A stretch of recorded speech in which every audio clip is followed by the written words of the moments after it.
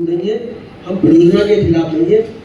ये परियोजना कहीं अन्यत्र जंगल न काट, जहाँ जंगल न कटे वहाँ शिफ्ट की है। ये हमारा मांग प्रधानमंत्री जी को हमने 35,000 पोस्ट कार्ड के माध्यम से जिले भर से की है। और हमने इसके लिए कई स्टूडेंट्स के बीच में जाते हैं, गाँव में हमने अभियान चलाए हैं, पद यात्राएं की है और हमने जागरूकता हमें अवेयरनेस के लिए कई कार्यक्रम हम इसको 10 महीने से चला रहे हैं। और हमारा खुशी की बात है कि कोटा से हमारे ये विजयवर्गीय जी जैसे साथी हैं, राजेंद्र जी जैन हैं, ऐसे लोगों का हमें अच्छा सपोर्ट मिल रहा है। कोटा के साथी लोग हैं, आप भाई भाड़ा साहब हैं, तो ये सब लोग हमें मदद कर रहे हैं। इनसे हमें क्या है कि एक ताकत मिलती है कि हम अकेले नहीं, और कोटा हमेशा लीडरशिप करता है, नेतृत्व करता है हड़ौती का। तो हम तो आपसे यही अपील करेंगे कि आप इस आंदोलन में कोटा के लोग भी हमारा साथ दें। अब इसमें महत्वपूर्ण यह है कि शाहबाद जंगल जो बड़ा महत्वपूर्ण है, आप देखिए कि इसमें 300 प्रजातियों के औषधीय पादप पाए जाते हैं। पूरे देश में दुर्लभ जो है प्लांट, जो मेडिसिनल प्लांट है, 450 के लगभग देश में प्लांट, मेडिसिनल प्लांट पाए जाते हैं। 332 दुर्लभ प्रजाति के जो हमारे मेडिसिनल प्लांट है, जो कई तो उसमें वो क्रिटिकली इंडेंजर्ड है, मतलब वो खत्म हो जाएंगे, नष्ट हो जाएंगे, वो लुप्त हो जाएंगे, वो प्रजातियों की हमारे उसमें जड़ी बूटियाँ पाई जाती है। इसके अलावा वहाँ पर कई जो हमारे क्रिटिकली इंडेंजर्ड कई स्पीसीज है, जो जंगली जानवरों की है, जीव जंतुओं की है, बर्ड्स की है, वो वहाँ पाई जाती है। 450 करीब प्रजातियों के वहाँ पक्षी भी पाए जाते हैं। बहुत बड़ा एक हैबिटेट एरिया है, जो वहाँ लाखों पक्षी है वहाँ पर, और जंगली जीव जंतु तो बहुत सारे जीव जंतु हैं। ये उनका हैबिटेट एरिया है, ये खत्म हो जाएगा। ये वनचर है, जंगली जीव जंतु है, हमारे इंसेक्ट्स हैं, हमारे हनी, हमारे मधुमक्खियाँ हैं, तो कई जो ये हमारे जो पोलिनेशन में काम आते हैं। ये हमारे जो आप देखिए कि वहाँ पर हजारों साल का एक बायोडाइवर्सिटी है, जो ऐसी बायोडाइवर्सिटी ऐसे नहीं बनती कि सरकार कहती कि पेड़ एक पेड़ की जगह 3 पेड़ लगाएंगे, जैसलमेर पे लगाएंगे। बायोडाइवर्सिटी के बारे में वो समझ नहीं पा रहे हैं। वो या तो बेवकूफ समझते हैं लोगों को कि हजारों साल का स्टेटा होता है, जो एक बायोडाइवर्सिटी वहाँ पैदा होती है, उससे संबंधित जीव जंतु और हमारे इसके प्लांट्स की प्रजातियां वहाँ पैदा होती है, नेचुरल पैदा होती है। तो यह सब खत्म हो जाएंगे, लुप्त हो जाएंगे। और इसके अलावा हमारा वो जो एरिया है, वो हमारा अंडरग्राउंड वाटर को बहुत बड़ा हिस्सा अंडरग्राउंड पूरे जिले में, मैं तो कहता हूँ अंडरग्राउंड जो वाटर रिचार्ज होता है वो बहुत दूर दूर तक जाता है। तो अंडरग्राउंड वाटर के ऊपर भी संकट आएगा। हमारे जो वल्चर है, गिद्ध, जो वहाँ पर मैंने देखा है, उनको नेस्टिंग करते हुए मैंने देखा है, मैंने खुद ने देखा है। जो वो वहाँ पर ऊंचे ऊंचे पेड़ होते हैं, 200 साल पुराने पेड़ भी है वहाँ पर, बल्कि मैं तो कहता हूँ हजारों सालों का जब जंगल है तो बहुत पुराने पेड़ है वहाँ पर। उन पेड़ों के ऊपर, ऊंचे पेड़ों के ऊपर ही जो है गिद्ध जो है अपना नेस्टिंग करता है, छोटे पेड़ों पर नहीं करता है। जो लुप्त होने का कारण ये है कि हमारा जंगल कटता जा रहा है, ये और ऊंचे पेड़ नहीं मिलते तो वहाँ नेस्टिंग नहीं हो रही है। तो वहाँ वल्चर की नेस्टिंग मैंने देखी है, और ये हमारे उस इंडेंजर्ड, वो जो क्रिटिकली इंडेंजर्ड उसमें आ रहा है, प्रजाति में, स्पीसीज में आ रहा है। तो ये सब लुप्त होने की स्थिति में आ जाएंगे। तो एक ये हमारा जो इकोलॉजी है, हमारा जो पूरे पारिस्थितिकी संतुलन है, क्लाइमेट चेंज जिससे होता है, ग्लोबल वार्मिंग जिससे होती है, ये सब चीजें अफेक्टेड होगी। ये जंगल यदि कटता है, आज एक ऐसा नहीं कि 12 जिला प्रभावित होगा, कहीं भी आज जो है पूरी दुनिया में जो यदि पर्यावरण को आप नुकसान पहुंचाते हैं तो पूरी दुनिया में असर आता है। तो ये हम तो ये कहते हैं कि ये जंगल किसी भी कीमत पर बचना चाहिए। ये इतना गंभीर विषय है कि हमें सोचने की बात है कि सरकार क्यों जिद कर रही है कि उसी जगह पर एक प्लांट हो। मैं अभी कुछ दिनों पहले पढ़ रहा था कि कार्ल मार्क्स का एक कोटेशन देख रहा था कि जब पूंजीवाद आता है तो वो मानव और प्रकृति दोनों को खत्म करने की ओर अग्रसर हो जाता है।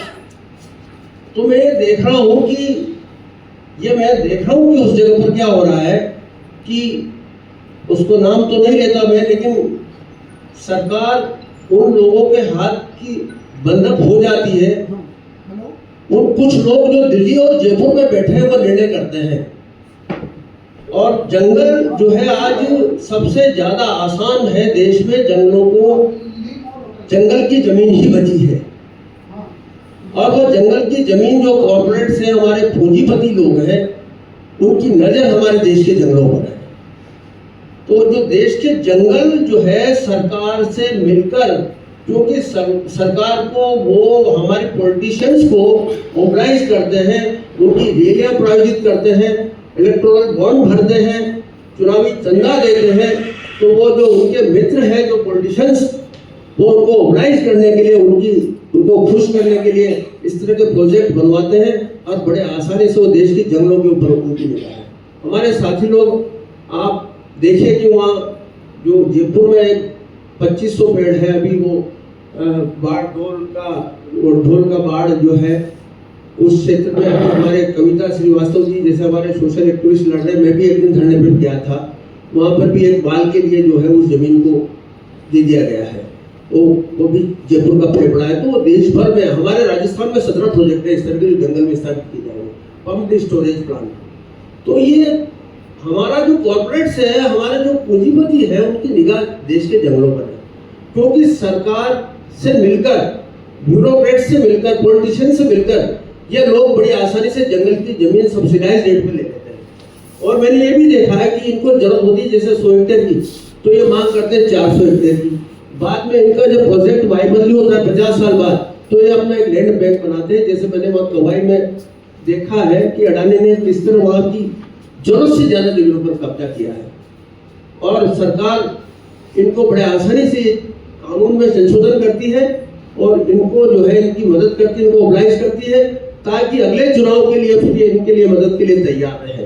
तो मैं ये कहना चाहूँगा कि ये जो कॉर्पोरेट्स और पूंजीपति लोग मिलकर हमारे जंगलों के ऊपर, क्योंकि सरकार को न तो कोई जमीन एक्वायर करनी पड़ती किसी की, न किसी को बड़ा बड़ा मुआवजा देना पड़ता, न किसानों के आंदोलन होते, और बड़े आसानी से जंगल की जमीन इनको दे दी जाती है। तो ये हमें बहुत चिंता की बात है कि देश की जंगलों के ऊपर जो इनकी नजर पड़ गई है, इसको बचाना हम सब एक्टिविस्टों का, हम सब लोगों का, मैं तो कहता हूँ कि आप सब जो हमारे मीडिया के लोग हैं इस मुद्दे को एक हाईलाइट करें और एक बड़ा वातावरण बनाए, तो ताकि एक जन आंदोलन के रूप में ये बात लोगों के बीच में जाए और ये जन आंदोलन खड़े हो, लोगों के बीच में विरोध के स्वर हो जो आज नहीं हो रहे हैं। तो ये चिंता की बात है। और फिर अब ये जो देखा हूँ कि हमारे कई इसमें शाहबाद वाले मामले पर कई कानूनों का उल्लंघन हुआ है। ये हमारा जो शाहबाद का जंगल एक कंजर्वेशन रिजर्व है। कंजर्वेशन रिजर्व जो जंगल होता है, इसमें कोई भी जंगल से संबंधित गतिविधियों के अलावा अन्य कोई औद्योगिक या कोई व्यवसायिक गतिविधियां इस तरह के प्रयोजनों के लिए जमीन नहीं दी जा सकती है। सीधा सीधा नियम और कानून बना हुआ है। इसका भी उल्लंघन करके सरकार ने अपना कानून को थोड़ा लचीला करके इन लोगों को जिस तरह जमीन दे रही है वो भी अवैध है। और इसके अलावा हमारे जो जनजाति के, आदिवासी जनजाति के शहरी लोग हैं, उनके अधिकारों का भी उल्लंघन होगा। वो लोग भी वहाँ से विस्थापित होंगे कि उनके जो उनकी कल्चर है, उनकी संस्कृति है और उनका जो वहाँ की वन उपज पर जो उनका अधिकार है ये प्रभावित होगा।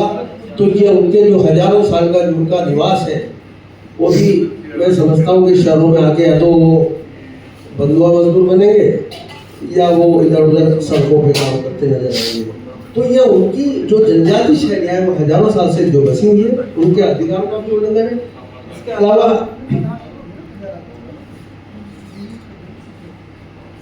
जो मैं एक बात कहना चाहूँगा कि प्रधानमंत्री जी ने 3 मार्च को ये वहाँ गए थे गिर नेशनल पार्क में, वहाँ एक मैसेज दिया था, we do not believe in conflict between ecology and economy but give importance to coexistence between the two. यानी कि हमें जो है हमारा कोई संघर्ष नहीं है विकास से और पर्यावरण से, हम दोनों को समान महत्व देते हैं। और जहाँ पर्यावरण को बचाने के लिए विकास की, जो हमारा विकास से पर्यावरण को नुकसान पहुंच रहा है, वो प्रधानमंत्री ने कहा है कि हमेशा हम उसके खिलाफ है, समर्थन में रहेंगे।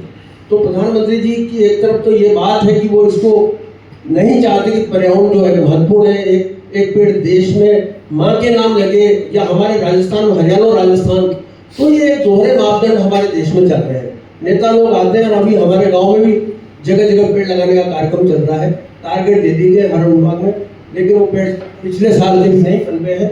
तो जब हमारा जो जंगल है, जो हमारे जंगल है हजारों सालों के, या जो हमारे फेफड़े हैं, उनको बचाना पर्यावरण की दृष्टि से, इकोलॉजी की दृष्टि से,